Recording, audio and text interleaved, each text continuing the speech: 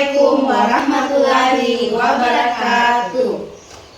Salam guru penggerak.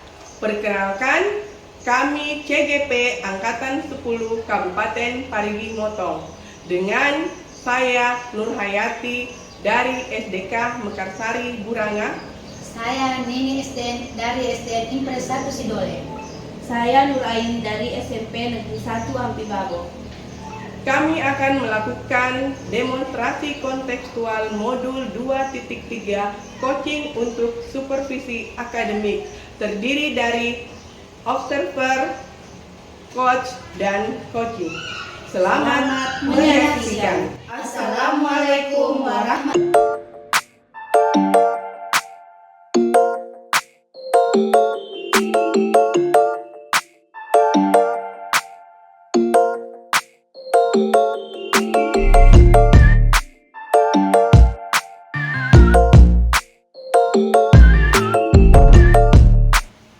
Apa kabar Ibu Neni? Baik Ibu Nur.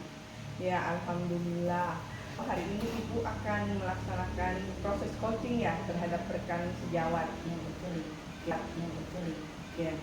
Nah, Ibu, saya di sini sebagai observer yang akan melihat proses coaching yang akan Ibu lakukan bersama dengan rekan sejawat.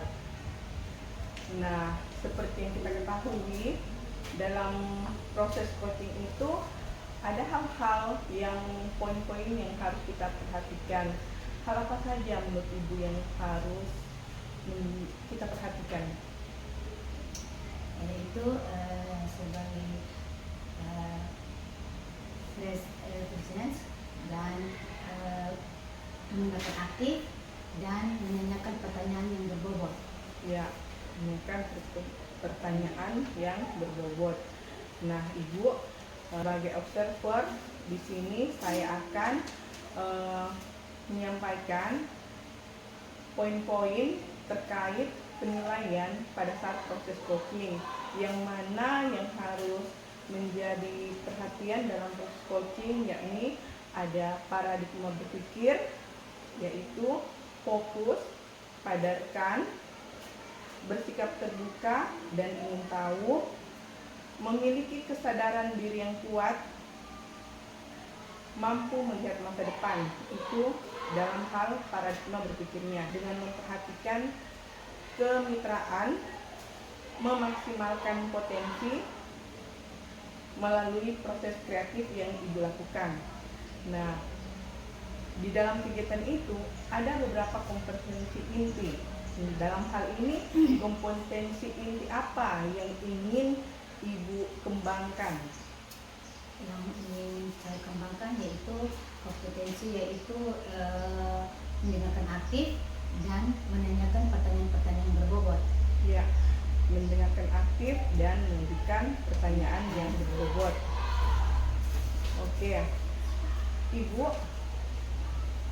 dari yang Ibu sampaikan, yakni Ibu ingin memaksimalkan potensi dalam hal mendengarkan aktif dan mengajukan pertanyaan berbobot. Tolak ukur ketercapaian Ibu itu, Ibu menilainya dari mana? Tolak ukur ketercapaian tersebut. Saya ingin saya ingin coach saya bisa menemukan solusi-solusi dari permasalahannya atau menemukan langkah-langkah dalam mengatasi permasalahan yang dihadapi. Ya, oke. Berarti kompetensi yang Ibu kembangkan dengan ketercapaian bahwa rekan Ibu dapat menemukan solusi dari permasalahannya.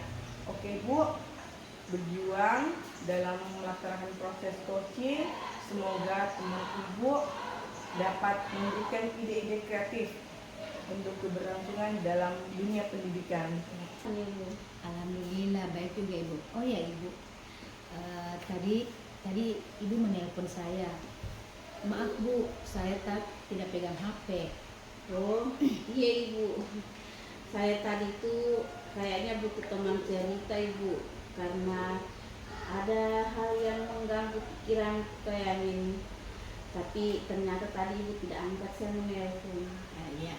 Oh ya Ibu, kebetulan saya lagi tidak ada kesibukan ini Bu. Apa yang Ibu ingin ceritakan? Begini Bu, saya mau membicarakan terkait masalah anak perwaliannya saya Ibu, yang menurut laporan beberapa guru ternyata di dalam kelas itu masih banyak siswaku itu masih pasif dan dalam pembelajaran, tidak terlalu aktif dalam belajar.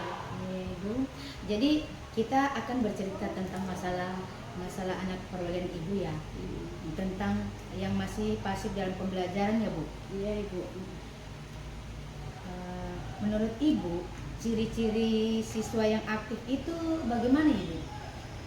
Kalau menurut saya siswa itu bisa dikatakan aktif kalau dia bisa menyimak mungkin saat gurunya memberikan arahan, ataupun dia sangat memperhatikan ketika ada temannya yang sedang presentasi mungkin dalam kegiatan di kelas.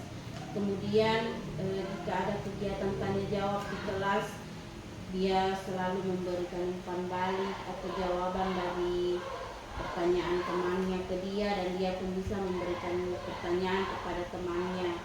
Kemudian jika dia diberi tugas, dia antusias mau mengerjakan dan dia bisa tepat waktu dalam menyelesaikan tugasnya. Kalau menurut saya sih Ibu, begitu mungkin ciri-ciri siswa yang aktif. Saya mencoba cari informasi dulu dari Ibu. Sekarang saya mau tanya sama Ibu, kira-kira kira-kira apa yang menyebabkan siswa itu kurang aktif di dalam kelas Ibu? Kalau menurut saya mungkin siswa itu tidak aktif mungkin disebabkan karena yang pertama yaitu menurut saya, karena saya juga belum melakukan survei ataupun bertanya langsung kepada mereka, tapi menurut saya yang pertama itu mungkin dia tidak paham konsep dasar materi yang sedang diajarkan. Mungkin juga mereka tidak tahu mungkin ada masalah keluarga, atau mungkin karena saya lihat terkadang mereka ada yang melamun, ada yang lebih memilih bercerita dengan temannya saat belajar. Mereka adalah sibuk-sibuk sendiri dengan urusan mereka di dalam kelas. Berarti hal yang demikian menjadi landasan Ibu ya, yang menyebabkan mereka kurang aktif. Jadi Ibu, saya mau lanjut lagi pertanyaan saya Bu. Menurut Ibu, apa rencana Ibu ke depannya? Kalau mengenai rencana mungkin saya akan mencoba menyusun pembelajaran yang bervariasi mungkin Ibu. Tidak dengan begitu-begitu saja, dimana saya akan mencoba menyusun dimana mereka tidak dapat menebak bahwa kegiatan yang dilakukan hari ini seperti ini. Supaya mereka kaget dengan kegiatan hari itu, tidak seperti kemarin lagi. Dan saya mungkin akan menyusun modul secara bervariasi. Selain itu saya juga akan mencari referensi metode pembelajaran yang dapat menambah antusias siswa. Rencana yang sangat bagus ya Bu. Ibu akan mencoba menyusun metode-metode belajar yang bervariasi ya. Nah, Ibu, apakah ada yang bisa membantu Ibu dalam melakukan hal tersebut? Kalau dalam hal membantu, insya Allah saya akan meminta bantuan rekan sejawat mungkin ada di sekolah, karena saya berpikir bahwa di sekolah itu kan masih banyak guru-guru muda di sekolah ini, dimana saya merasa bahwa mereka itu masih mampu dalam merancang modul pembelajaran, karena yang muda-muda itu kan masih energi, baru mereka itu suka belajar hal yang baru. Jadi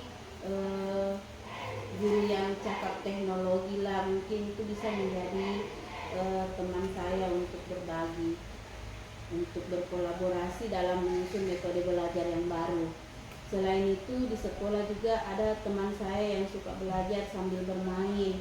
Mungkin saya bisa belajar dengan beliau, mencari referensi dalam menyusun modul ajar yang bervariasi. Rencana yang sangat baik Ibu ya. Kapan Ibu rencananya berdiskusi dengan mereka Bu? Mungkin secepatnya Ibu, saya akan usahakan mungkin dalam minggu ini saya akan fokus dalam menyusun metode pembelajaran yang bervariasi tersebut dan akan saya terapkan di dalam kelas saya mengajar. Saya doakan ya Bu, semoga yang Ibu rencanakan berjalan dengan baik. Nah, nanti saya akan berkunjung ya ke sekolah Ibu untuk melihat hasilnya dari rencana Ibu. Ya Ibu, amin. Terima kasih ya Ibu sudah meluangkan waktunya. Sama-sama Bu. Alhamdulillah, saya tadi sudah melihat proses percakapan coaching yang Ibu lakukan bersama dengan rekan. Nah, dalam proses tersebut, di sini saya selaku observer, saya sudah mengamati proses yang Ibu lakukan. Nah, sebelum saya mengajukan pertanyaan, menurut Ibu, proses yang Ibu lakukan tadi, hal baik apa yang Ibu rasa telah lakukan dalam kegiatan proses coaching tadi? Ketercapaian apa yang Ibu dapatkan? Yang saya dapatkan tadi yaitu ketercapaian dalam bahwa ibu ini tadi melakukan hal yang baik, yaitu bahwa dia bisa mengarahkan bagaimana cara dia mengarahkan siswanya agar tidak pasif di dalam kelas. Ibu sudah bagus. Nah, kemudian dia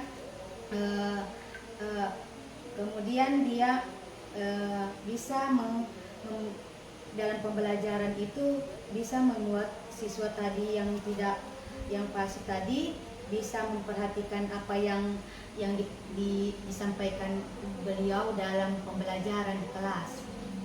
Oke, nanti Ibu telah melakukan kegiatan penggalian potensi kepada rekan Ibu tentang hal yang akan dia lakukan agar anak-anak yang semulanya itu pasif menjadi aktif.